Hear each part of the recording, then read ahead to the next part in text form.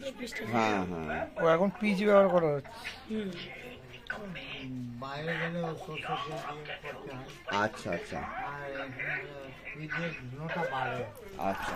আর সরষে তেলে বাড়বে না তো।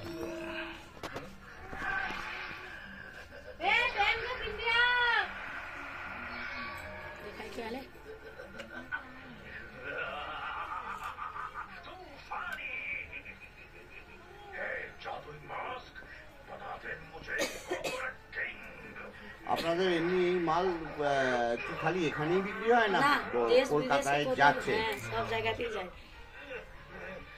মানে এটা ওগুলো মেলায় এমনি ডেইলি বেসিসে কোনো মাল যায় না যে ডেইলি আপনার এতগুলো লট যাচ্ছে, এই প্রোডাকশন আছে এরকম?